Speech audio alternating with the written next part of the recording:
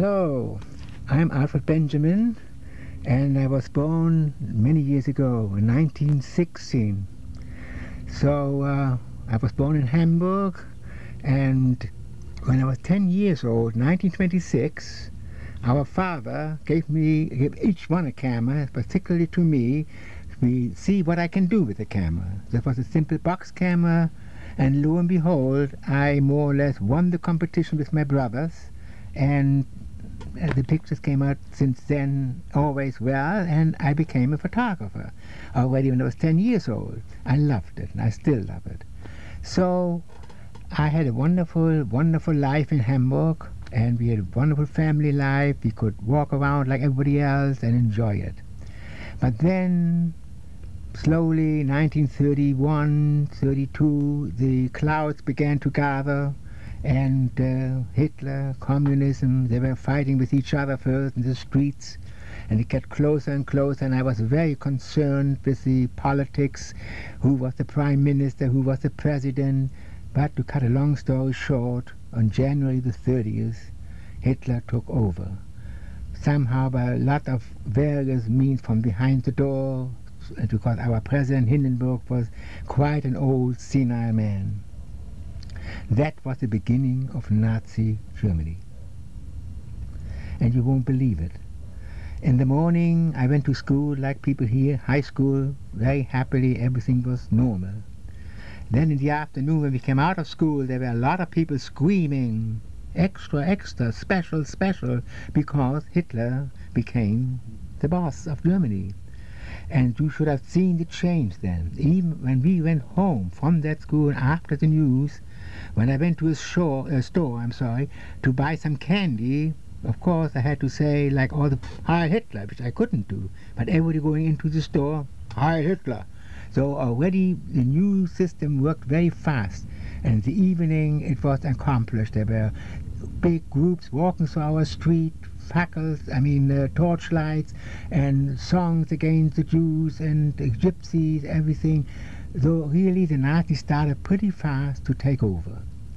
But it took quite a while till everybody was involved. But I want to talk about one thing specifically.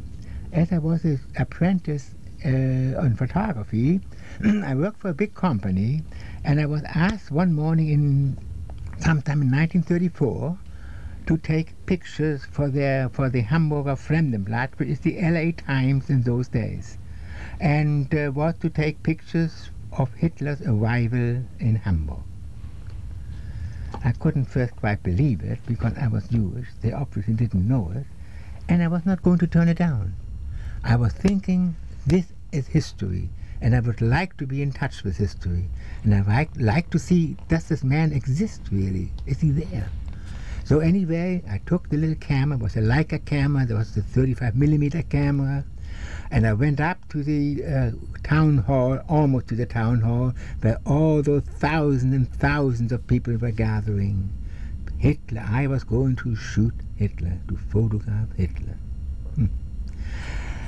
So I waited with 1,000 people around me, and there were loudspeakers up in the trees. Tremendous voices announcing step by step of arrival of him. And I took my camera to be ready when he comes. And then, here he comes, in German of course. And there was the big limousine, him standing, like with a hand up, Heil Hitler. And all the people surrounded him, Göring, Goebbels, Streicher, I don't even know all the names. So they were all standing there, the whole faculty. And then he looked into my direction, and I was ready to take his picture. I looked at him, he looked at me. I'm not sure whether I was the only one he looked at. But that moment, I was paralyzed. I couldn't press the shutter down on that Leica camera, because that moment I became aware that this man wanted our death, my death, everybody, every Jew to be dead. And so I wanted to, somehow, I didn't function. Then they moved on slightly. And all of a sudden, like a cloud lifting of me, I got the courage again, and I turned around, and snapped the picture from behind. And here I would like you, because fortunately I kept the negatives of that picture, and many years later I was able to print it to show it other people. And here is the picture of all the people moving around. And in here, there is he talking to the people. Of course, very small, you can hardly see it. But to see the surrounding, you see some people looking at me, and I'm sure I did not realize the danger I was in, because, I mean, if they would have known I was a Jew there, I would not have survived it. So the picture was taken, I brought it back, it was published the next day in the so-called Hamburger Fremdenblatt, the main paper, and it was called Hamburg Hears Hitler, HHH, like in German, Hamburg hört Hitler. That was the day when I shot him.